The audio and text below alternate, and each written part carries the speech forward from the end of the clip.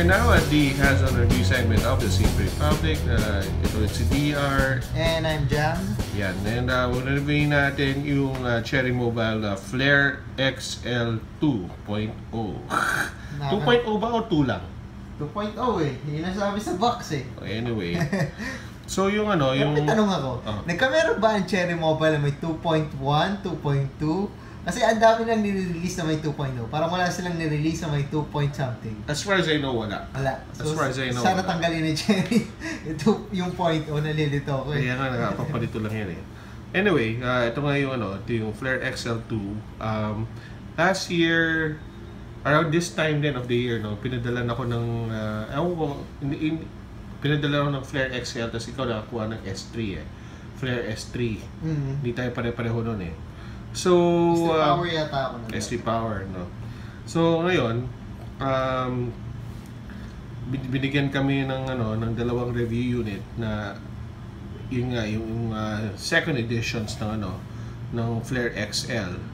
And talagang XL niya, ano. When you say XL kasi 5.5 na yung inch screen, no. So, that was the first XL. Now, this is the second generation of the XL.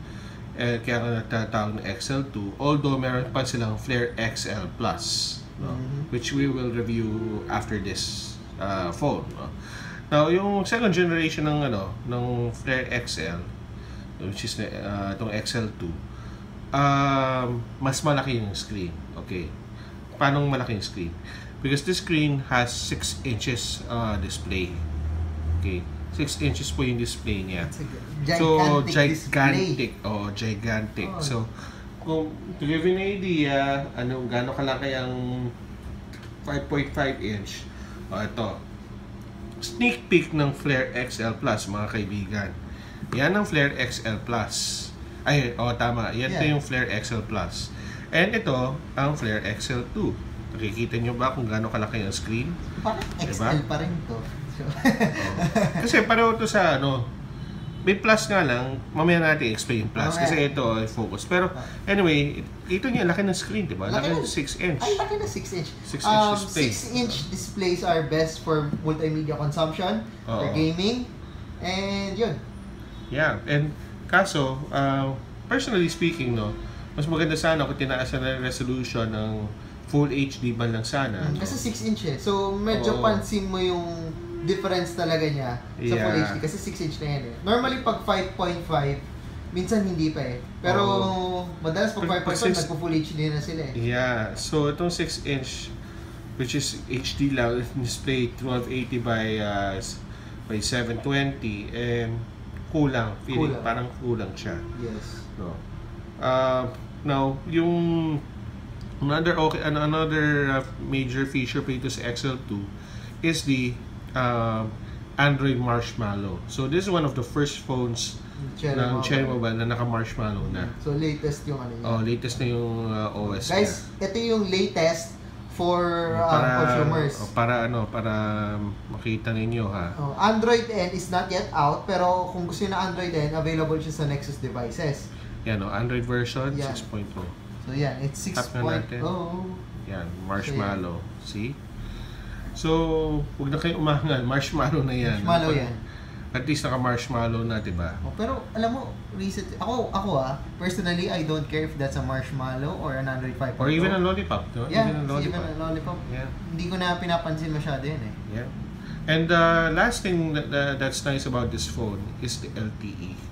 Yes. LTE connectivity itong LTE connectivity itong Flare XL. So if you're looking for for a phone, a big phablet phone na may LTE, malamang ito nga 'yon. Pero ano bang point of view namin? Ano bang tingin namin sa telepono na ito? Okay. So yung size niya okay naman, okay naman yung bigat. Di naman siya mabigat. Pero dahil malaki nga siya, 6 inch, medyo may hirapan ka na, gamitin to for one-handed use. Okay? Ako, malaking kamay ko sa lagay na to ha. Pero, kunyari, magte-text ako,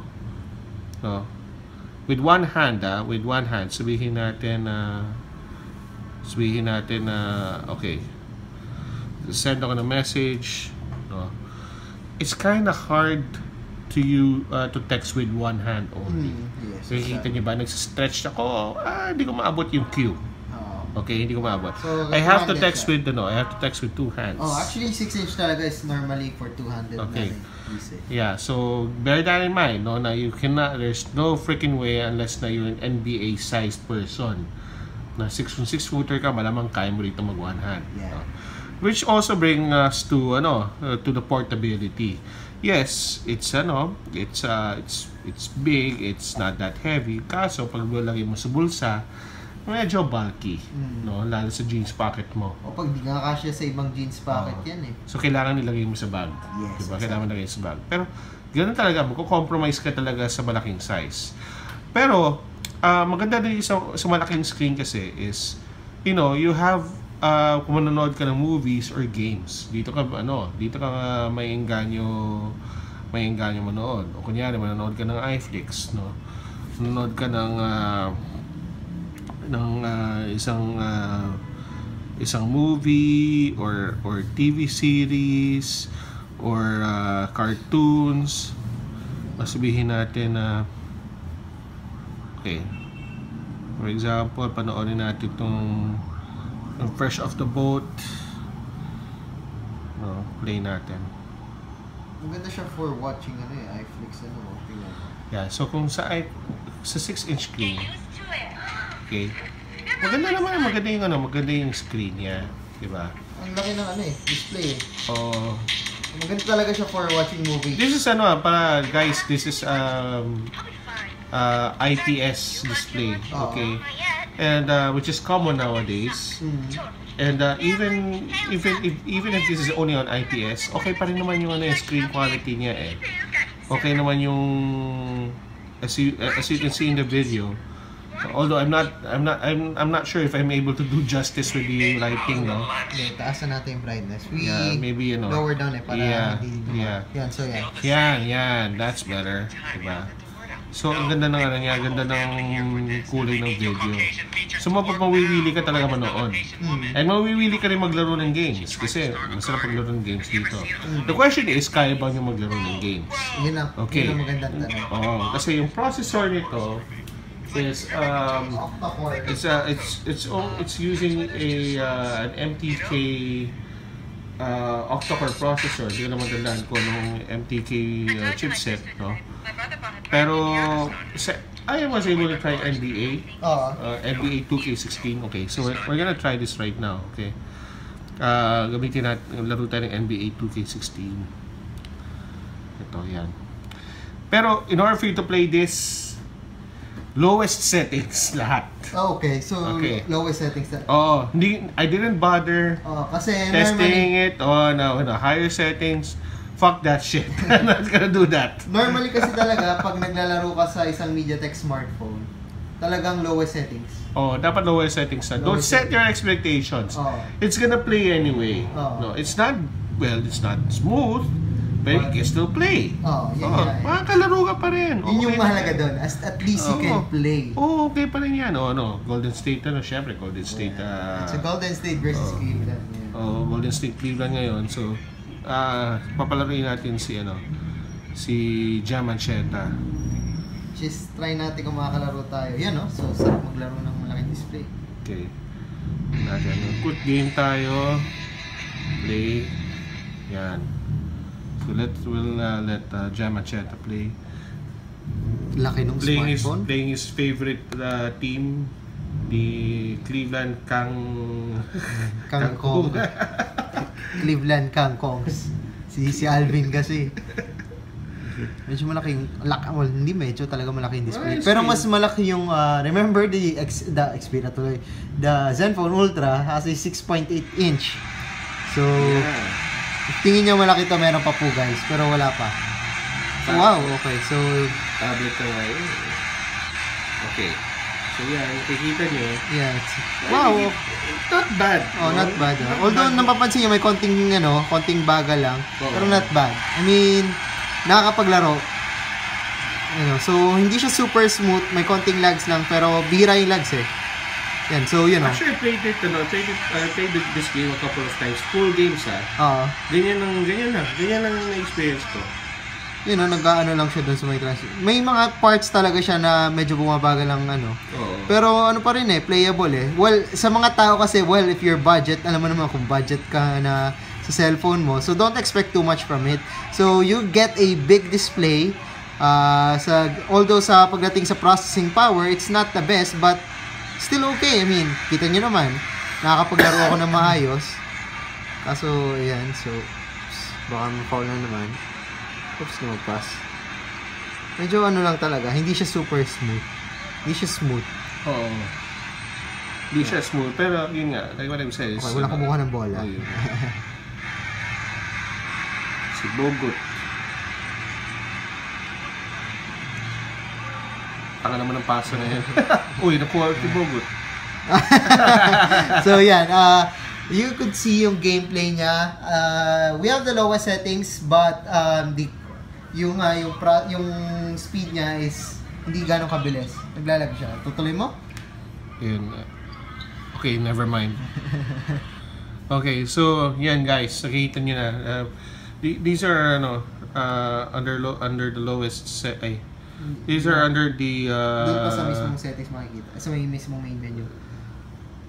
Ayun sa main menu ba? Anyway, nasa pinaka-lowest settings na talaga yan. So we're going to cancel this out. Anyway, quit na natin. What about the camera? Okay, what about the camera? Ang camera nito, it has a 16 megapixel rear camera. 16 megapixels. Okay, now, medyo nabago ng tono ko. Narinig din na yung tono ko. Kasi dito medyo dismayado na ako, okay? Medyo dismayado na ako. May mga iba okay, pero generally hindi talaga okay.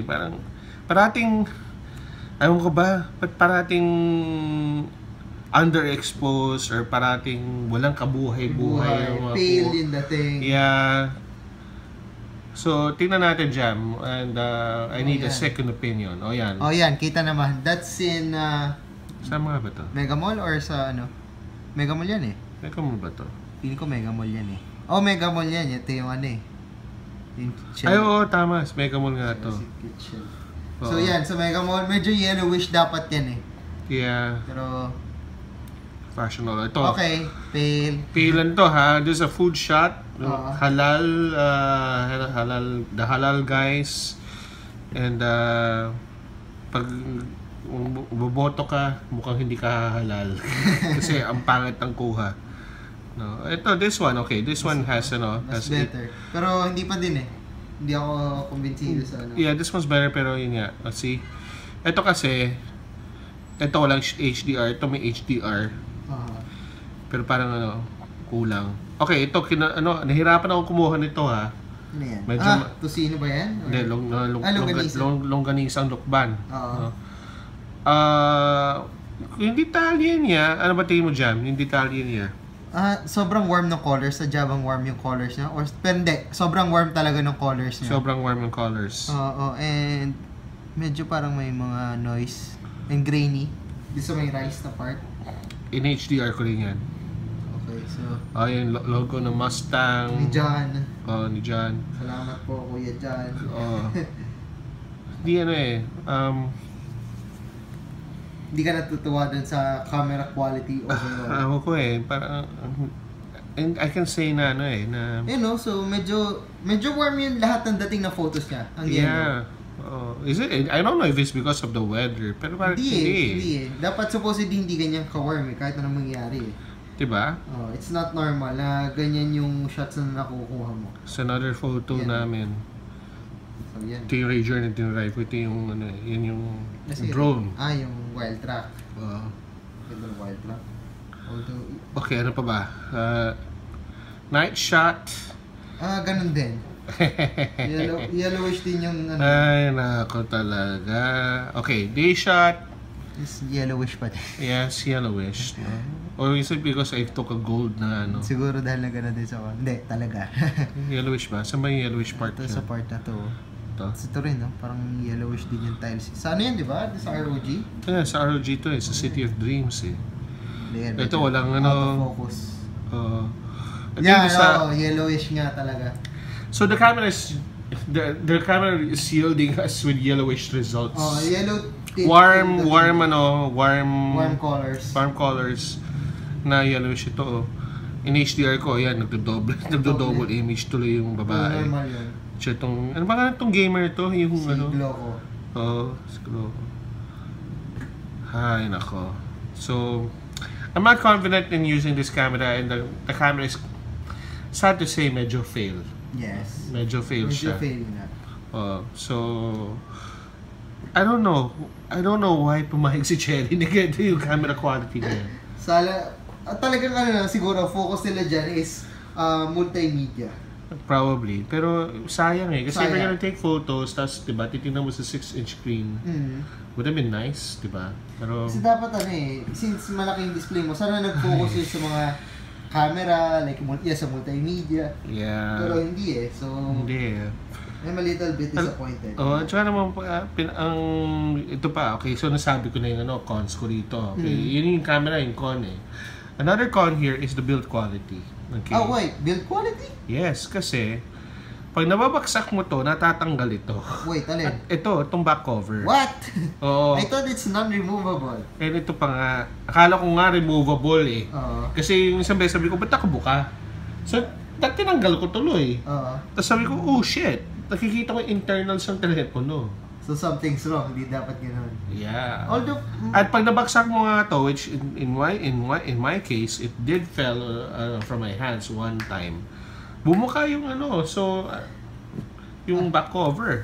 So, kikita mo yung latches niya eh, sa loob eh. So, kung tatanga-tanga ka, you might mistake it na removable back cover. Pero medyo mapupuri ko lang sa kanya, they've used a metal, ano talaga? Yeah, oo.